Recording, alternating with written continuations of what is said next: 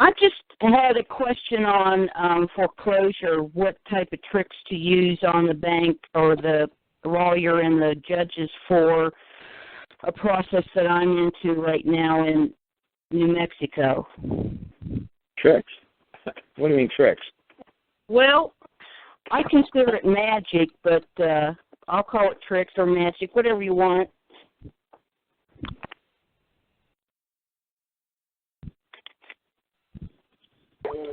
Well, what do you mean? Like I said, what part? I mean, is it a non-judicial state?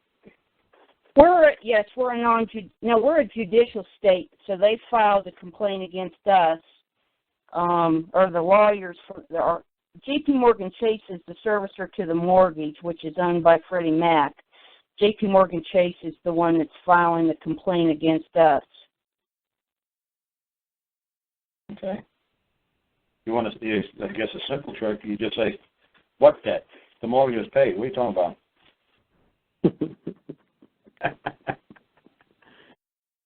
Well, it's so true. Debt. I mean, you said you wanted something simple. That's something simple. Well, I get it. You just say what debt? You just say what debt? The mortgage has been paid. I sent them. I paid them off a long time ago. I gave money a long time ago. It's done. And they'll say, well, this piece of paper says it's not. Well, let me see the piece of paper have some vocal cords, and let's see the piece of paper say something in court. Well, this piece of paper says otherwise, really. And are you going to stand in court and verify that it's true, that piece of paper? And they'll say, hell no. I said, well, then who will? I said, well, hell no, I'm not going to. How much simpler can that be? That's basically what I was trying to say with his girlfriend. It's the same thing, basically. It's just, it's the principal going to appear for the credit card companies. Anybody from the credit card company appear. But she didn't even get to that point. She was just happy to pay $10 a month. You know what I'm saying? She was just happy to pay $10 a month, which that's what I try to tell people to do. Just give them an offer. Make them an offer. They're just grateful to get anything like that. And if they don't, it's the same thing's going to happen. It'll happen with Gus's girlfriend. The judge is just going to say, oh, that's all she could pay is $10. That's all she could pay. She's saying she's going to be home. She's going to be home. And like I said, you guys are going to run out there and you're going to think this is funny. You're going to pay $50 a month for $1 million house because you had to have that McMansion house, because you had to have the $20,000 upgrade in the bathroom. You had to have the golden toilet bowl. You had to have that, 20-acre pond in the backyard, and you're just going to live without it. You got a quality of life that you believe that you have to have. Either that you deserve, that you've worked almost so hard for. Maybe you'll work 20, 30 years in the future so hard for, maybe. And just makes me laugh. And all the banks are going to just not loan any money to the next generation. They're going to say, nope, you know what? We're going to turn this place into Cuba. No, we're not going to loan anybody money. We're going to make it so incredibly hard to loan a dime. Once you Americans learn these tricks, that we're going to turn you into a third world country. And then people are going to beg for the banks to come back. And the banks are going to say, yes, we'll come back, but only if we can own land. And only if you don't pay your debt, we could throw you in jail and put you in a debtor's prison, and you could actually work in jail, and you could work for Sony, or you could work for Nike, and you could make sneakers or underwear for us while you're sitting in jail in Seattle, Washington, or Vancouver.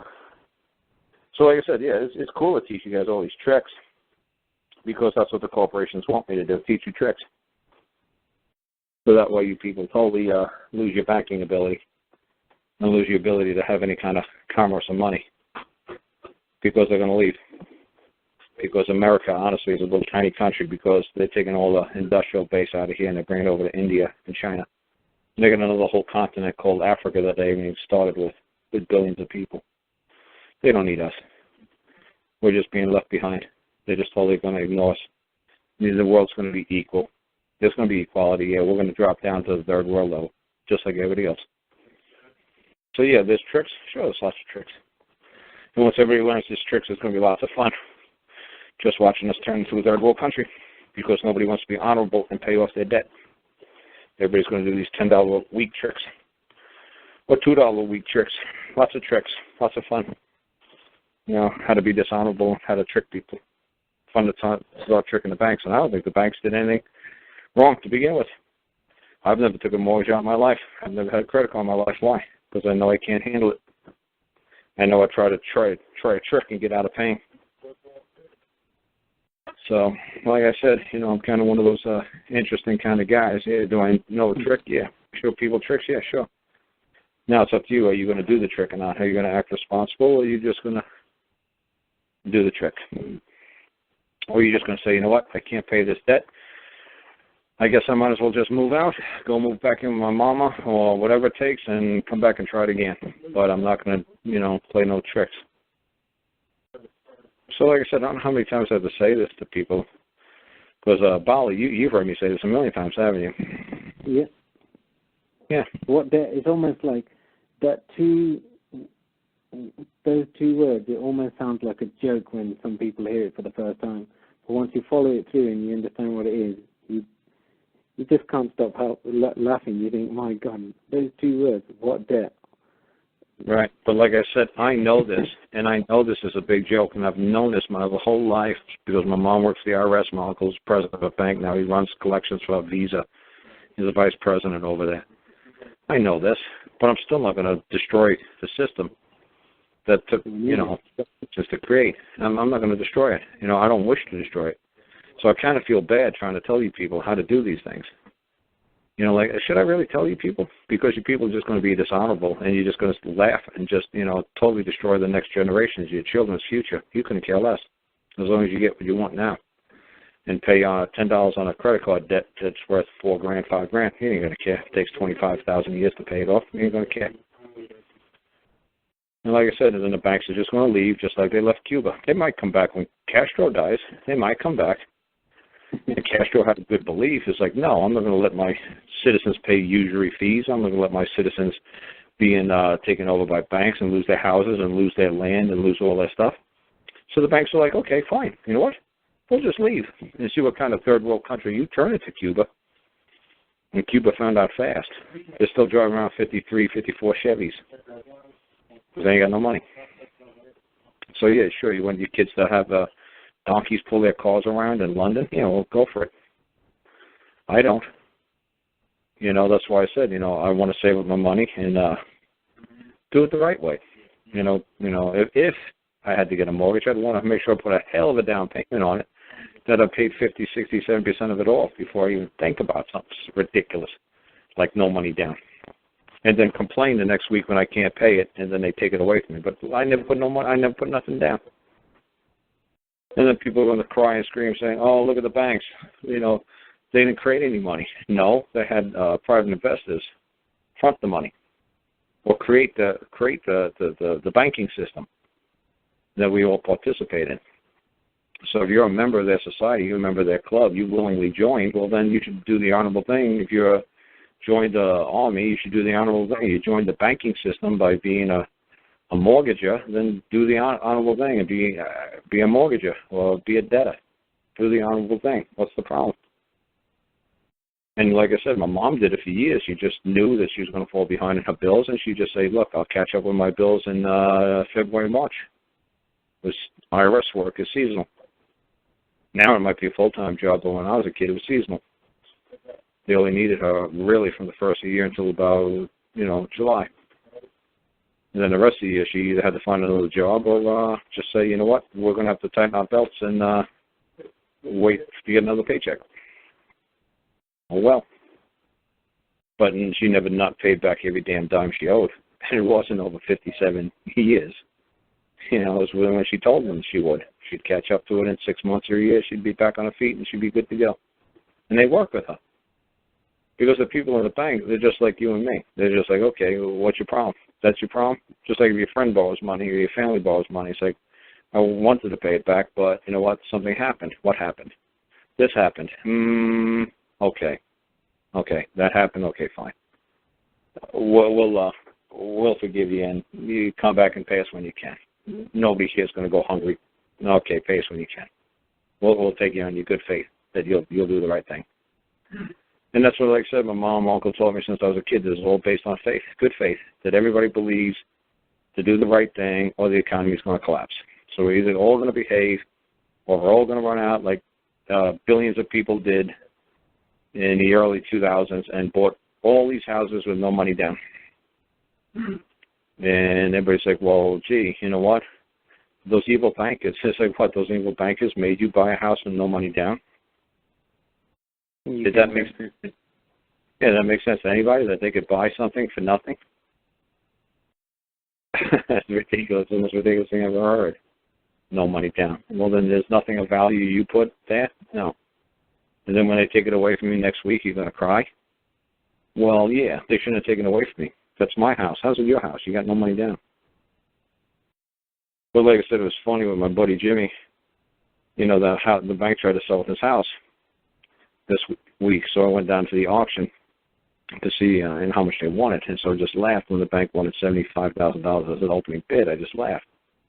I said, you people, you're lucky you get $20,000 for that house. And I said to Jimmy, well, this is crystal clear now that the bank owns his house.